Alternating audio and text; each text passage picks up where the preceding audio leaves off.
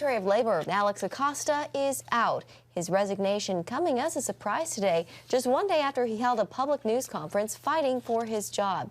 Today, the president made sure to distance himself from Acosta, who came under fire for his handling of a 2008 plea deal with billionaire Jeffrey Epstein. Epstein is accused of sexually abusing dozens of underage girls.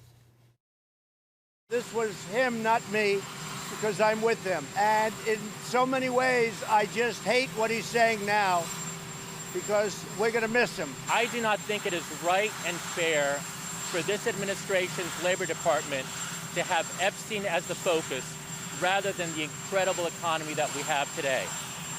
And so I called the president this morning. I told him that I thought the right thing was to step aside. And Acosta's resignation means his replacement will become the 7th official in the president's cabinet with an acting role. Officials with acting titles now helm 9 key agencies in the Trump administration, including the FAA and FDA. And with that, we want to bring in Condit, CBS News political director, for some analysis. Thank you very much for joining us today. Thank you so much for having me, guys. Glad to have you. What do you make of this whole resignation on behalf of Acosta? Well, I think it's clear that the president headed into the week not wanting him to have to resign. As you guys mentioned, he gave the press conference yesterday, but it was clear that the story just wasn't going away, and they were not going to weather this storm. And it became too much of a distraction for the Department of Labor, who, as Acosta said, would rather be talking about the economy heading into the 2020 presidential election than Epstein. And what does it mean for President Trump? You know, he came out there and said, this is Epstein's decision, not mine. And he had some glowing words for, Acosta, not Epstein, glowing words for Acosta. Right, and again, I think he really would have preferred for him to stay, but it was just clear that this was going to be a distraction. And the one thing that is clear about this administration is that everything's unprecedented. So as you mentioned, we're going to have more acting cabinet secretaries than we've seen, but I think the administration would say that it's very hard to get these jobs passed on the Hill, especially given the divisive nature of Washington these days. And President Trump also told my colleague at CBS News, Margaret Brennan, earlier this year, that he actually likes having acting cabinet secretaries because in some ways it kind of keeps them on their toes. And if he wants to make changes, he can make changes. So this is a very unusual presidency, and I think this is just another example of that. Yeah, well, unconventional is definitely one word you could use to Correct. describe it. But as far as all of these acting positions, what does that mean for the administration as a whole in terms of things like stability? Well, I think in many ways Donald Trump is the messenger, and he's running the show. And we saw today when he came out with that press conference where he addressed several issues that he is driving the train. So again, this is unconventional, and it's like nothing we've seen, but this is how he operates. On a different topic, Caitlin, ICE will round up illegal immigrants this Sunday, thousands of them.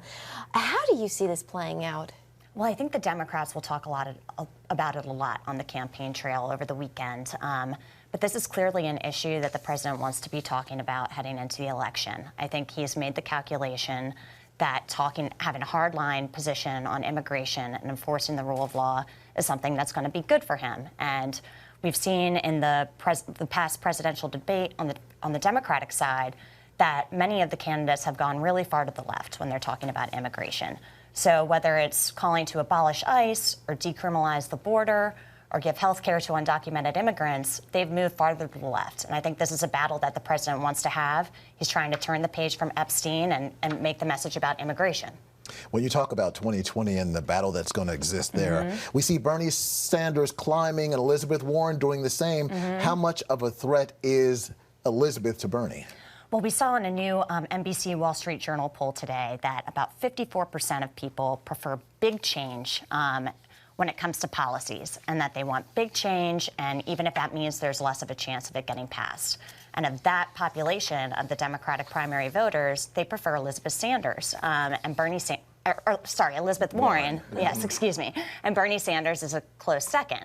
But then about 41% said that they would prefer a candidate who has more policies that might have more of a chance of passing but not be as bold. And of those voters, they prefer Joe Biden. So I think that, again, this is the divide between the more progressive policies and the more mainstream. And what's interesting about the election is which one is going to prevail. And if it is the more progressive, does that candidate actually have a chance of beating Donald Trump in the general election? What about Kamala Harris? Just a few seconds left here, but she also got a big bump after that last debate, is climbing in the polls.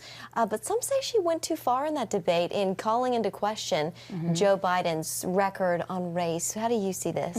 Well, I think Kamala Harris clearly had a bump in the polls. She got a lot of media attention after the debate, but we're a long way away from the election. And what I have heard from some of my team in the field is that a lot of people thought, okay, when we're talking about electability, if she was able to bring the case to Joe Biden and at least have a moment, maybe we could see her on stage with President Trump and that she'd be able to prosecute him and hold him accountable. So, again, long way to go. And we'll be there every step of the way. Thanks so much. Thank you very much, Caitlin. Thanks, Caitlin.